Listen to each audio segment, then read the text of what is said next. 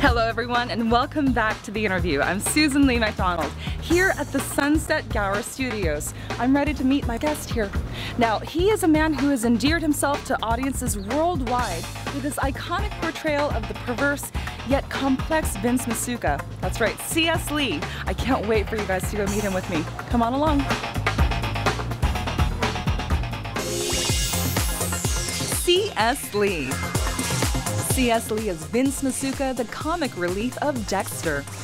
As a strange, smart-mouthed forensic analyst, he is gaining popularity among both Korean and American fans. Lee first fell in love with theater in high school and honed his craft at the prestigious Yale University. After a rough period of getting his career off the ground, C.S. Lee was able to become one of the most recognized Asian American faces in acting, appearing on Law & Order, Monk, The Sopranos, and The Stepford Wives. Hear about his wistful and challenging childhood as a first-generation immigrant, and how his passion led him to become an acclaimed actor, here on The Interview. Hi, CS. Hey. Hey, so nice to meet you. Yeah, thanks for coming by. Oh my goodness, this is the Sunset Gower Studios. This is Sunset Gower Studio, stage 15 and 16 is where our set is. Fortunately today, I'm not working obviously, so. Yeah, thank you for taking time off today to meet with us. Yeah, no problem. All the rest of the guys are on location in Long Beach, so we have the studio all to ourselves. Fantastic. Yeah. You know, I didn't realize that you were filming here in Los Angeles. I thought it was all in Miami. Yeah, I mean, the show takes place in Miami, but you know, it's the magic of Hollywood. Oh yeah. Yeah. Wow, and this stage looks huge. You know, it's like massive. It's big in our eyes, but in fact, it's probably one of the oldest and one of the smallest studios in Los Angeles. In fact, I think it might be the second oldest in LA. Wow. It's got a lot of old, you know, original material from the olden days, and I think a lot of the old like 1950s, 60s TV shows actually use Sunset Gower Studios. That's so cool. Well, you guys are part of a new classic. Like, there's no one who doesn't know Dexter nowadays. Right? I hope so. I hope so. I mean, I hear it's a lot of Koreans. South Koreans watch it in Korea, so that really makes me happy. Yeah. And obviously, I'm Korean, so although I play a Japanese character on the show. I know, what's up with that? Why didn't they change the name to, you know, Vince Choi or Kim or something? Well, because, you know, originally it's based on a book, Darkly Dreaming of Dexter by Jeff Lindsay, and in the book the character is Vincent Masuka, so he's a Japanese American. But you know, I'm an actor, so I get to play a Japanese American. Absolutely. And, you know. And you play Vince Masuka with such finesse. Thank you. Thank you. But I'd love to take a tour of the studios and where you guys do your stuff. Yeah, let's go in. Hopefully, we got some lights on now. We've been waiting for some lights, so let's walk on in. Okay, awesome.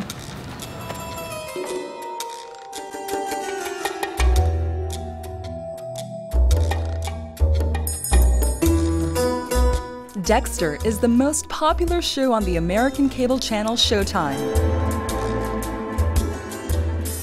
After steadily gaining fans around the world since 2006, Dexter brought home a Best Actor Golden Globe for Michael C. Hall in 2010. Based on the novel Darkly Dreaming Dexter, the show introduces us to Dexter Morgan, a blood spatter expert in Miami who moonlights as a serial killer, hunting other killers. After experiencing the trauma of witnessing his mother's death, he develops an urge to kill. He is able to blend into society with the help of his stepfather, Harry, but he still has trouble repressing his murderous urges. As a compromise, he decides to kill only criminals who have escaped the law. He is constantly at risk of being caught, and it's this tension that keeps viewers on the edge of their seats. Captain Maria LaGuerta, commander of the Homicide Division. Dexter's younger sister and fellow cop Deborah Morgan, dirty-minded forensic analyst Vince Masuka, the righteous-hearted detective Angel Batista. All of these characters come together through the motif of murder to show us the dark side of society. Dexter's urge to kill has only become stronger through the events of the first 6 seasons.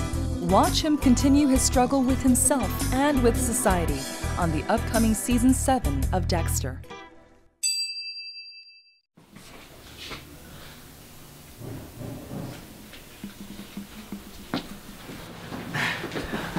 Wow! What do you think? Oh my gosh, this is the bullpen! This is the bullpen. This is where all the detectives and... oh my gosh, I can't believe I'm in Dexter's bullpen. Yeah. Wow. This is where the cops hang out. This is Deborah's old desk? This is Deborah's old desk, yes. Yeah. Deborah Morgan, Dexter's sister, works her way up to homicide with Dexter's help. So this is where she worked. And then we have Batista's desk over there, Angel. Nice. And here is the desk of Detective Angel Batista, Vince's buddy. And then this is in the back is all the labs. This oh my goodness. My lab over here and Dexter's lab here. Who's your daddy? Harry Morgan. So this is Vince Masuka's This is lab. Vince Masuka's lab. Do a lot of the majority of my lab work in here. And you know, we... Oh, look at this. Yeah, it's an electron microscope. It's a big, old electron microscope that doesn't work. Non-functioning, but you know, you'd never know because no one's going to... Yeah, usually it's easy because you stand here and you kind of do this and it looks like you're actually working, you know, it's like you do this. You want to give it a shot? Yeah. Yeah, see? Analyzing some blood? Yeah. Yeah, Wow. it's, you know... Yeah, it's blood. Yeah. Well, you know, it's amazing just the detail and, you know, Yeah. it's not really, like, clean. Well, you know, that's the lab, and Yeah. you know, the prop guys on our show do a good job of, you know, authenticating, you know, what a lab might look like, and then, you know, it's up to us to, you know, make use of it. So Very cool. Yeah. You know, I know that the prop guys brought over a couple yes, of things. they did. They did. You And want to check out some stuff here? Super psyched. Here, The famous painted fingernails. Ice Truck Killer hand from season 1. Do you remember this hand from season 1? This was the work of the ice truck killer who drains his victims before chopping them into pieces. This is an oldie, Oh, but a wow. goodie. You know, I was thinking of coloring my fingernails today, but I thought Yeah. that would be too creepy. Yeah, you should have. Yeah. And then we have what we have here. Looks like we have some nice. Oh, it's got hair on Yeah. it too. Yeah. That's ooh. And I think these So hairs, realistic. they have to individually put them in. Wow. Pretty And if we gross. were using this on a set, they would the makeup guys would freshen this up and make it look, you know, real. So you Wow. could be like, you know, if if this happened to you, you'd be like, help me, Susan, give me a Band-Aid. Yum, yum. So this is gonna be really interesting. This is Is this the knife set? Dexter's knives. I also got to take a look at the famous knives that Dexter uses to take out the trash. A deeply mutated version of yourself running loose. Whoa! One of his sets. Wow. Well, these are all dolls, so Oh, they are? yeah. Oh. Nice So many pick. different kinds of props and tools. Yeah. You'd never know that this was not real. That's probably for like cutting bone. Yeah. You know. This is pretty amazing Yeah. stuff. So that's thanks to the prop guys for showing us Yeah. this. I can already hear my friends who are Dexter fans be super jealous of the fact that I'm here right now. Yeah. Right. I love my job. Wow. So how much time do you actually spend here filming? Do you normally spend hours and hours? Or? Well, we have a 8-day shoot, so it takes 8 days for us to finish one episode. Okay. And generally those days are anywhere from 12 to 18-hour days. 18 hours, that's yeah, a long it's a long day. time. Yeah, and on the inside, we shoot in the studio probably I would say 60 to 70% of the time. So 30% of the time we're on location. Well, you know, you are famous for that laugh. And who could forget that creepy laugh? Tell us about how you started that laugh. Like, how did that come to mind? You know, it just came. I was auditioning for the role, and in the description it had, he has a very interesting, weird, kind of funny laugh.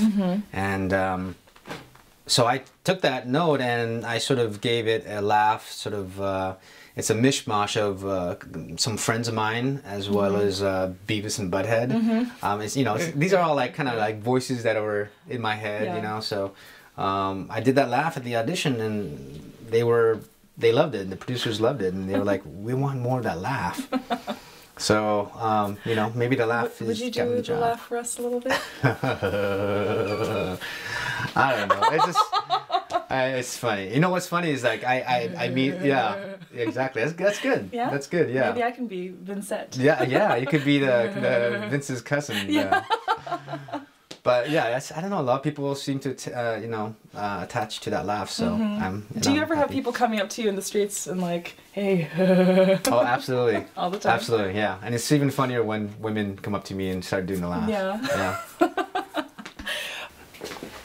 Ooh, is this, right, so where is this? This is Dexter's inner lab. Oh, the inner sanctum? Inner sanctum, yeah. Nice. And you know, this is where he sits and does a lot of his sort of voiceover thinking, and he can look out into the bullpen and talk about people and talk about things and do his little research on the computer. Yes. Whenever he needs to, you know, do some research on bad people. This is where he does blood analysis. Ooh. Oh, these are the famous blood spatter pictures. Yeah. Wow. So I think this is where he does all his blood stuff and and whatnot. So yes, it's been an amazing experience to come right here where you work with all of your co-stars, and I really appreciate you showing me this. Yeah, absolutely. You know, it's been fun having you guys, and I hope this gives you an insight on how we shoot here with all the bullpen and lab stuff. But definitely. Well, I now want to find out all about you. I want to know about your background, your childhood, what makes you you. You've invited me, yes, to your house. Yeah. Come in. Yeah, let's go check out my house. I got a little dog waiting for us there, so great. We'll go chat some more. Okay, great. Yeah? Okay. Shall we? Okay.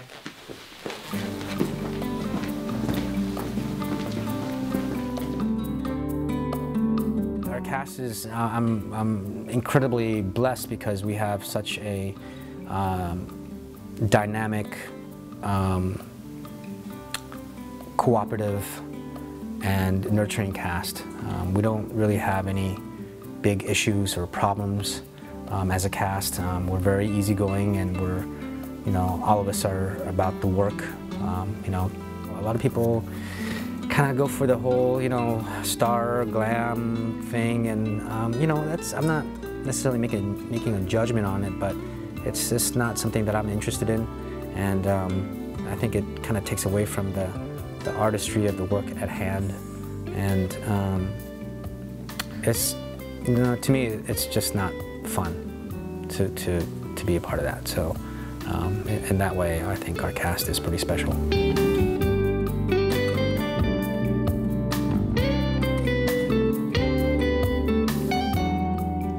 Thank you so much for having us in your home for this interview. Thanks for coming by. I'm so psyched to be able to find out about the real C.S. Lee. Yeah, thanks for coming by. Well, I know we've had to move all your furniture away and kind of create a little bit of chaos in your house, you know, for this. So, so thank you. Not a problem. I have a wife, so she can put it all back together. There we go. A true Korean man, yeah? Clean and do all that. Yeah. You know, it's such a treat to be able to interview you because I know that you normally don't give interviews in your home, right? Well, this is the first one, yeah. And, you know, you convinced me, so here I am. Well, maybe my negotiating skills will deepen by exploring the inner side of you today. You know, so many people know you as an amazing actor who portrays this very kind of complicated, kind of weird guy named Vince Masuka on Dexter. And a lot of people want to know about the man behind the lab coat and the forensics equipment. If you could tell us a little bit about who you are in just a few words.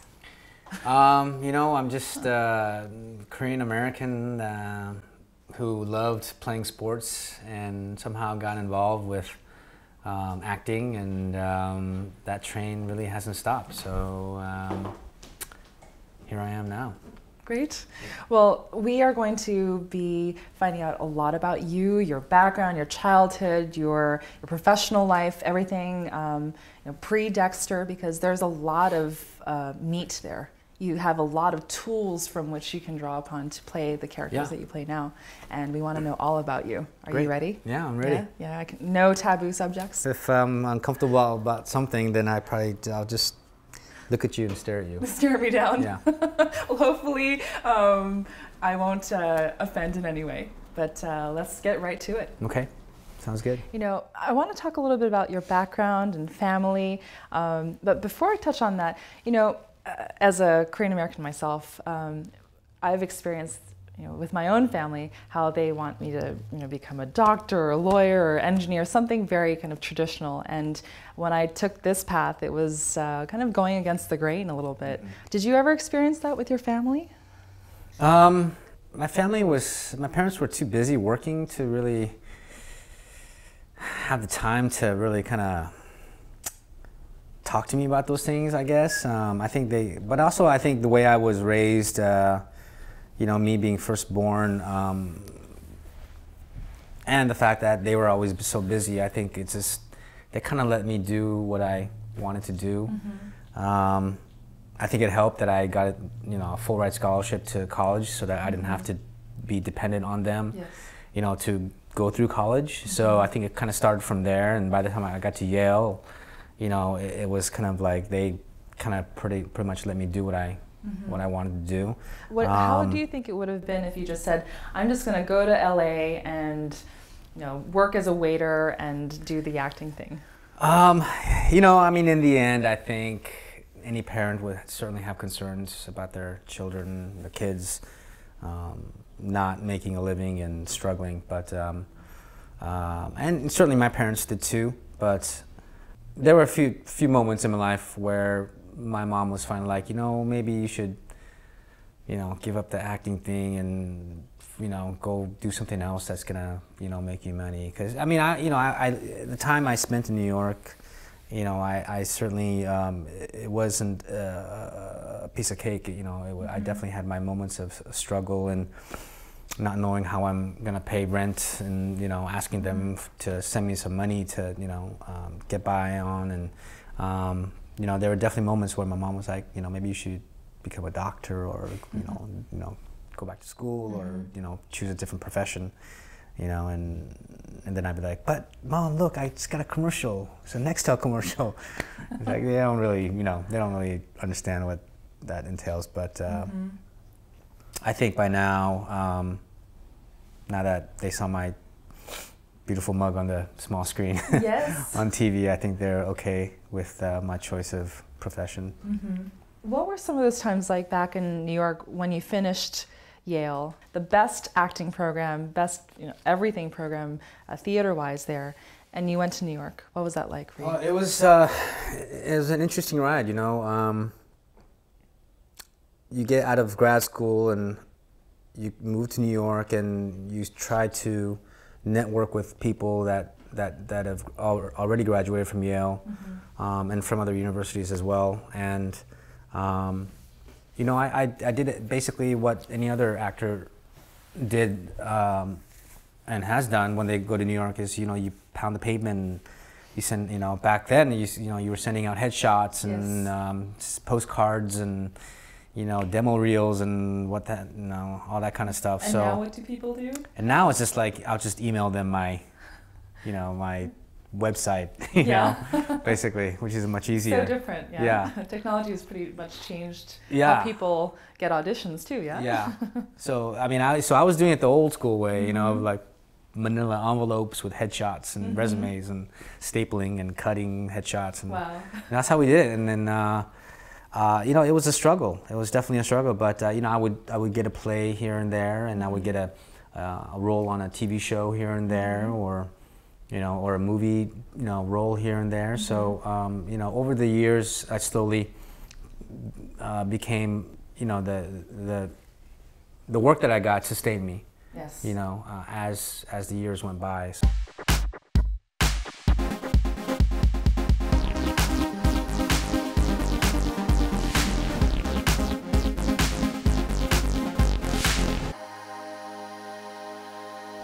You were in the Mellow Yellow Theater Company.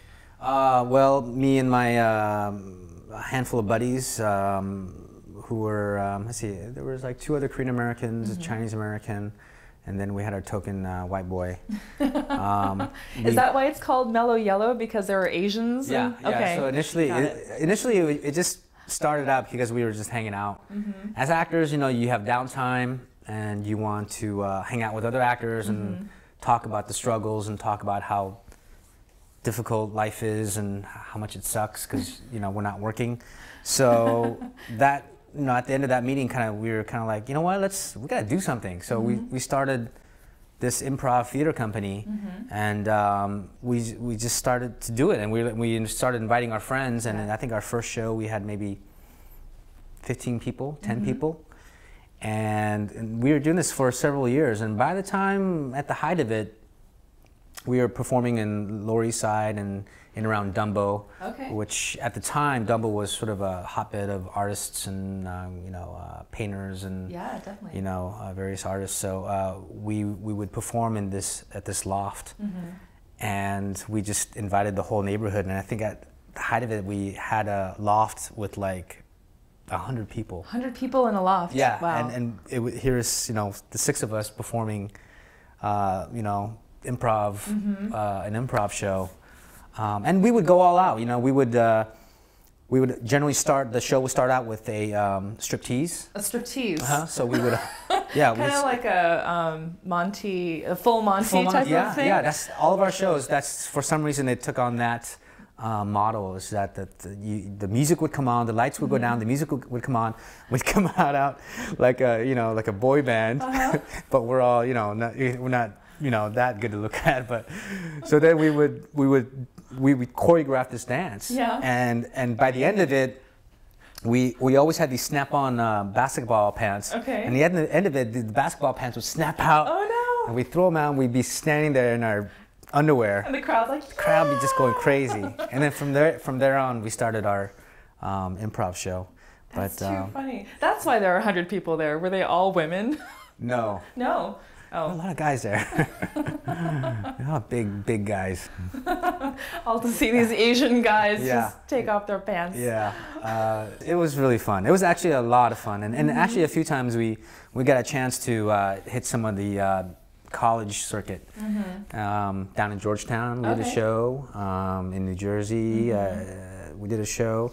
But it was so funny because usually what would happen is we'd roll up and it would be some sort of like Asian American conference, and we'd be staying at the same hotel as all the other students from various parts of the country, in town for this conference.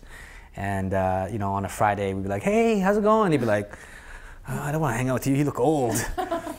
And then by the time Saturday night rolled around, we did our show. Saturday night, they're like, "Hey, come on, let's party." We're like partying in the hotel room with them and just like hanging out. Yeah, it's like we became like instant like best friends, That's so funny. So there was a lot of good experiences, fun experiences with Mellow Yellow, and most of the guys are still back in New York. And you're still in touch with these guys? I'm still in touch with these guys, yeah. Unfortunately, no one's, the Mellow Yellow Theater Company no longer exists, but that was a fun ride. That sounds like such a blast. So do you ever plan to do some type of improv show here in Los Angeles? Oh, I don't know about that. Maybe. No? I mean, I love doing improv. Improv is a lot of fun. It's very scary, but it seems really difficult. Like it can be. Yeah. It can be, but I think some people like being put into that situation, and I enjoy it. I was introduced to improv in college at Cornish College of the Arts by one of the original members of Second City, really? Roberta McGuire, and she was performing with John Belushi and oh wow, and back in the old days in Chicago. All the greats. And so yeah, so she taught us. She taught me improv, and or at least introduced me to it. And what we learned from her was just fab. She was like this old salt and pepper hippie. Teacher. She was like this, earth mama, and she just, taught us all these different skits and ways to, kind of form an improv show or, different exercises. Yeah. And it was really kind of freeing and kind of really, I think, kind of necessary as an actor when you're beginning out as an actor, when you're studying acting, because, as an actor, you want to be as free as you can. Yeah. And I think because I did get that training early on, it sort of it opens up an actor's mind, to the possibilities of what this whole acting thing can be about. I think one of the biggest lessons I've learned over the years in doing this entertainment business, I think, is there's an aspect of the business that is a business, and there is not a lot of artistry involved. It's just strictly business, and I don't necessarily like doing that part. I don't necessarily enjoy doing that part. Quite honestly, I don't really want to get my hands involved with that part, because I'm mainly involved in the business that I do because I enjoy it. I love acting. I love being a part of a cast, being part of a company, playing make-believe and playing this game, so to speak, this adult, serious game, where the consequences is that we can change people's perspectives and people's lives and ways that people think. I mean, to have a game like that and to be able to play it and to be able to quite possibly have that type of effect on people is kind of mind-blowing to me.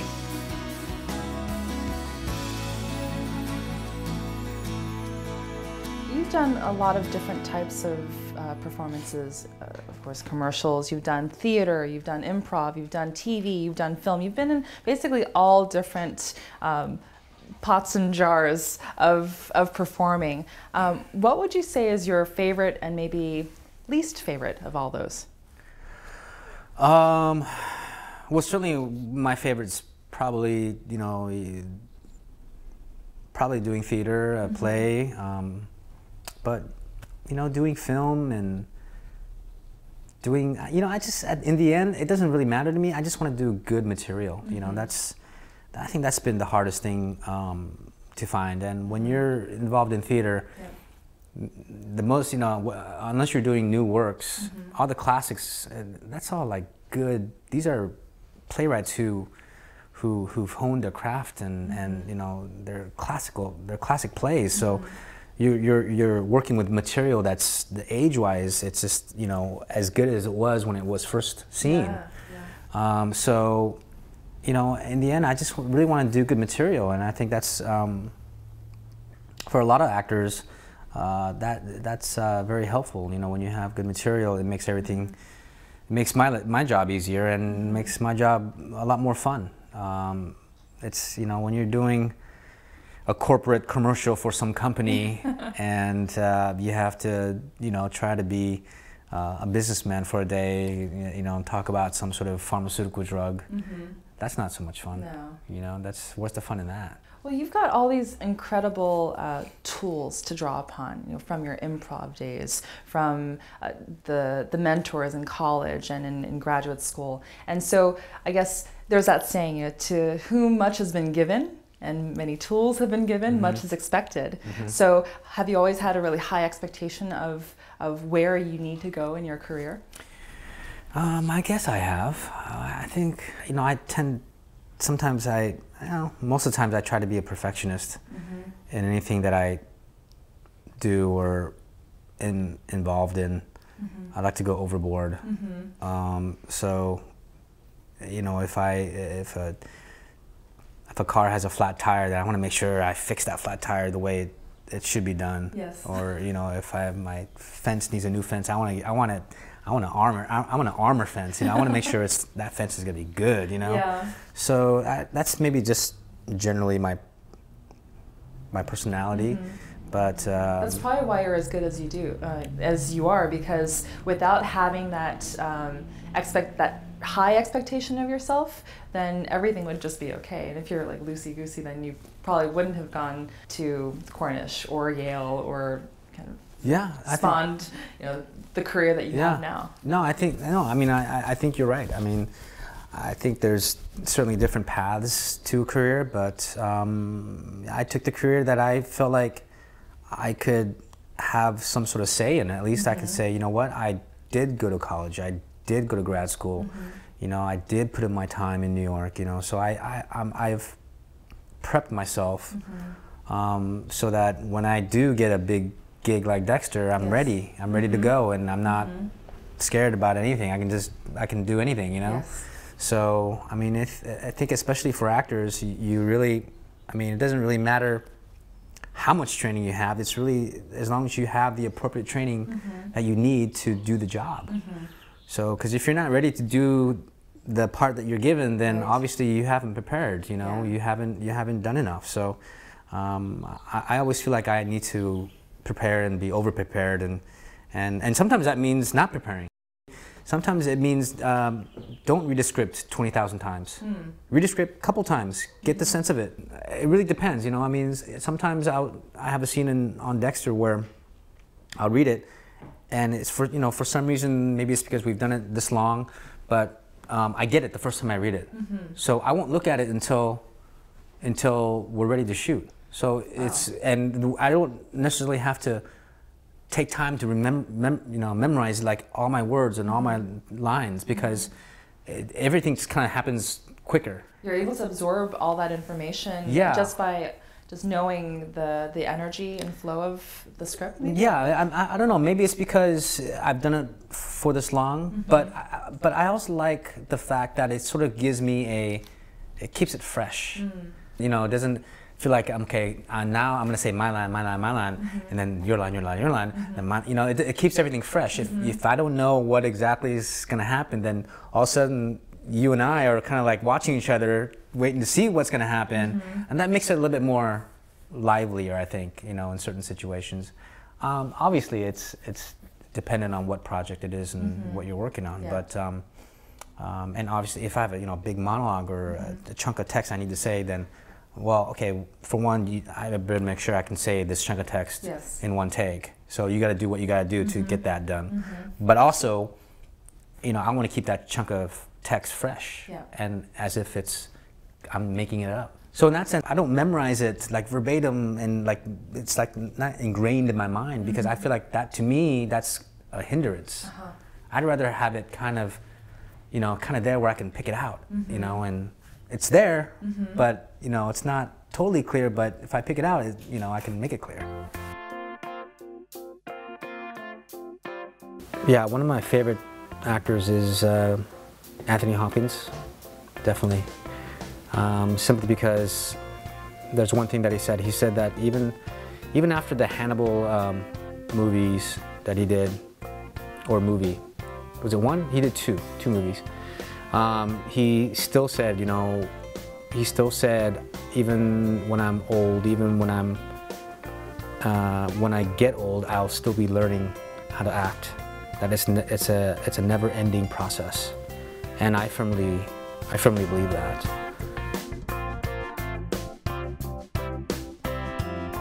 You've done a lot of work on television as well. You've worked on Monk, Law and Order. You've worked on The Sopranos, that, you know, almost everyone on the face of the planet knows about, and did movies with the Stepford Wives. Of the works pre-Dexter, what would you say are some of your proudest works? Well, certainly, I think when you're living in New York, doing a Law and Order episode is definitely a very special thing to happen for an actor, because every actor is somehow involved with an episode of Law and Order. So yes, and they provided so much work to working actors.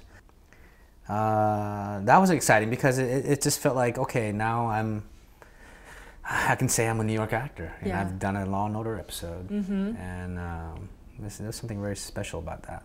Well, with your Law and Order episode, you played several different roles, but you played a forensics guy, right? Let me see here. Did I think it was a forensics tech person. I played a maybe, yeah. You know, all those roles. It's just like you have a line or two.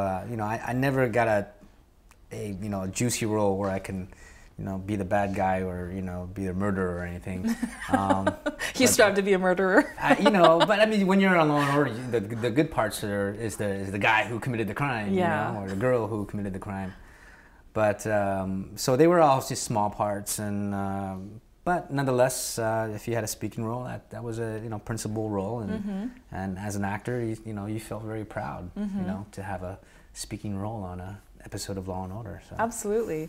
Well, I was thinking, as I was doing some research about you and your previous work, I was thinking, I wonder if you got the role at Dexter because of your role on Law and Order with you being a forensics guy. Right. Is there any connection? I don't think so. No. No. I mean, I think one of the things Asian guys or Asian American guys. One of the things we have going for us right now is that we look a lot like a forensic expert or a scientist, or you just look so smart. We have that part of Hollywood, that those roles, we have it nailed down. So well, you played Dr. Ba in the Dr. Ba Sopranos. in Sopranos, So it's funny because I think that's where we start out, and then as hopefully as the years go by, we can start getting the roles will get broader and better, and maybe play some real sexy roles. There's some sexy roles in the future. Michael C. Hall, Dexter himself, the main actor and executive producer of the show. I had an opportunity to interview Dexter himself. You'll be looking in my direction. Yeah, I'm going to do this time. Stand by. I played Dexter in Dexter, on Dexter, with Dexter. I'm Dexter. CS is Vince Masuka at this point.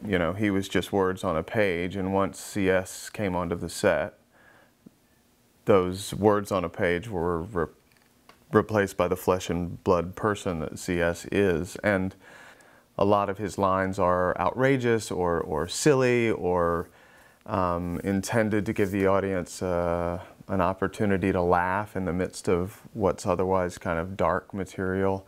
He brings to them a sense of a real full dimensional human being, and I think that's a testament to his skill as an actor. I think if I could play any other character on the show, it would probably be Masuka. I found the graves. Harry Morgan, played by James Remar, Dexter's stepfather. We also had an opportunity to speak to him. Charles Soon, Charlia. I forgot how to say little brother. 동생. 동생. But mostly when he makes a good shot in golf, I go, 아이고. 똑바로. 조금. Charlie. 네. 그래. What do I think are Charlie's strengths? His intelligence, his versatility, and his good humor. I'm pretty sure that Charlie could play anything. And I've just watched his emotional range as a person. He's a thoughtful person. He can be an intense person. I've seen him lose his temper. That was great, actually. One time on the golf course, he lost his temper, and I didn't think he had that in him. So he can play a tough guy, and he can obviously play a charming, funny guy. And I think that he's got enough youth in his personality and his physique that he can have a very long career, so that he'll be able to play a variety of characters, fathers, husbands, comedy, serious, the whole range. Well, as Vince Masuka, who it seems that he thinks that he's, you know, a super sexy dude. Oh, yeah. You play that role really, really well because you're in no way creepy. Well, as far as I can tell, maybe I need to know you a little bit better, but. Yeah. I mean, it's a fun role to play. You know, he's sort of the comic relief of the show, and he's a bit strange, and that's the way they write it, and that's the way he's supposed to be. When you first read the script for Vince Masuka, or his role, what did you think? And, you know, I didn't really think too much of it, other than the fact that I felt like he was certainly not your typical person, or not your typical forensic analyst or scientist. You know, he seemed kind of like he had fire in his pants. You know, every time he spoke about women and ladies, he got his eyes would light up. So I thought that I remember that look that you just did. Yeah, I mean that's and that makes any role interesting when you have a role that sort of takes on a special meaning with certain things. And for Vince, it was the ladies. So it's fun. With your working on the show, you've worked very closely with Michael Hall, who plays Dexter, right? And tell us a little bit about what that rapport started out like. I'm assuming that you guys spent a lot of hours working together. So what's that relationship like? Initially, it started out as, and we still are, we're fellow forensic analysis. He's the blood spatter expert, and I'm sort of the everything else expert. And it's funny, I think over the years, as you watch the seasons, it gets to the point where whenever I talk to Dexter, I sort of give him a hard time about him being such a, sometimes, you know, seemingly uptight guy? Yeah, yes, you know, so in some ways, maybe, I don't know, maybe it's because I play Vince, but I feel like my point of view of Dexter is that he's kind of weird at times and a little uptight, and, you know, he needs to, you know, loosen up a little bit, you know, and that's and he needs to go hang with the ladies. Yeah, exactly, exactly. You know, little do I know. Yeah. He's a lady killer. Literally. Yeah, exactly. So, you know, that aspect of the relationship has changed, but it's always fun acting with Michael. I try to sometimes, you know, some of my lines are pretty crazy lines.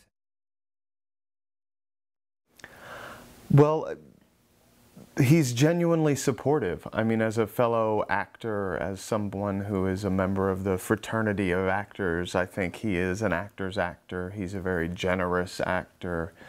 He's very encouraging and engaged in what all of us are doing. He's not just sort of in his own world, which you do sometimes find in this business. Thankfully, in his case, that's not true. But yeah, I feel a genuine sense of support. I mean, it's not even something that's verbal. It's something you feel. It's energetic, you know. And CS has a really great energy, and as outrageous as his character is, he is as down to earth, genuine, and kind, you know. Sometimes an actor will play a part, and once that actor plays that part, it's difficult to imagine anyone else playing the part. And I feel that CS does that with the part of Masuka. He has visually become that part. No one else really can play it at this point. Sometimes actors really completely own their parts, and he's really embraced it, and he's made it his own, so that people aren't able to say, well, they should have cast this actor, or they could have used that actor, or that actor would have been a great Masuka. No, nobody comes to mind, because CS owns it. It's his part. Watching ice melt, this is fun. Stand a little closer, Morgan, and I'll melt your heart. You gotta man up, get tough. Love's a battlefield. True warriors are humble men. Damn! Don't people just shoot each other anymore? What is that? Oh, you stuck a piece of chewing gum on it? I'm sorry. This is a deliberate insult against me and my people. Dude, seriously, 86 to caffeine, you're freaking me out.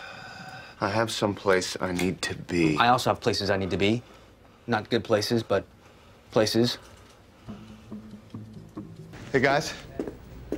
I need your addresses for the wedding, and I need to know if you're bringing dates. Can we bring just friends? I never bring dates to a wedding. Best man always hooks up with the maid of honor. The maid of honor is Rita's daughter. She's 10. Chocolate lava cakes, my specialty. You have a specialty? A river of chocolate love that melts in your mouth. Wow.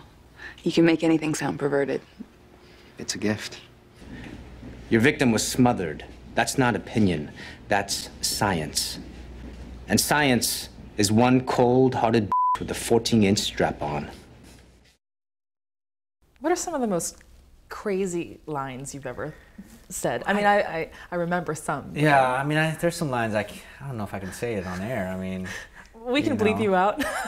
Well, I mean, you know, science is a cold-hearted with a 14-inch strap-on. I mean, and you know, originally the line was science was a cold-hearted with a strap-on. But I kept saying it; it didn't sound right. So finally, I was like, you know what? It's missing. It's missing specificity. So I said, science is a cold-hearted with a 14-inch strap-on. That made the little cherry on top. Yes. Yeah. Do people come up to you and say that line? They have, yeah. They have. And what do you do when fans come up to you like that? High five them. Yeah. That's too funny. You play that role with such ease. And do you think it's because of your former training in improv and playing so many different roles that you're able to play him? Like, where do you draw Vince from if that's not really your character? Well, I mean, most of the hard work's already done for you by the writers. So they've given you a script and words to say. So if what they're writing is bad, it's gonna make my job that much more harder.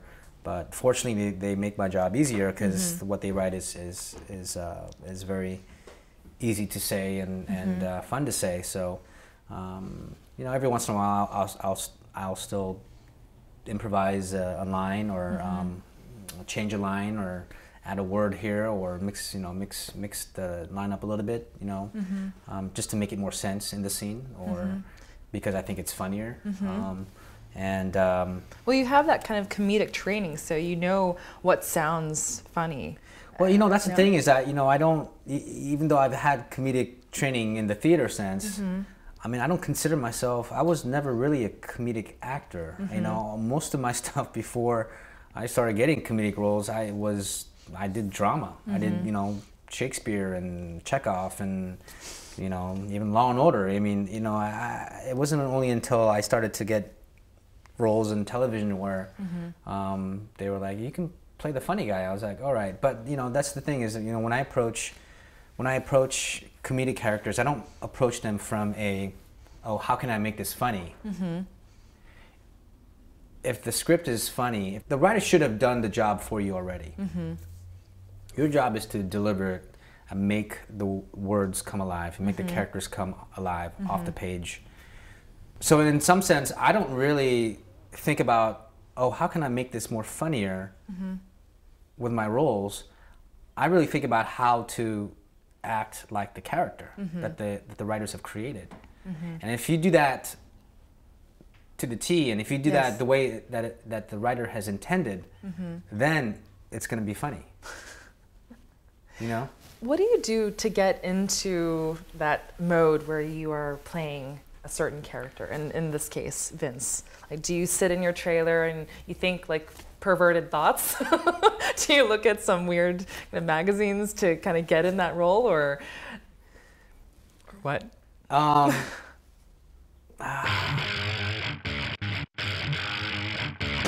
know, my parents were great. They were great parents.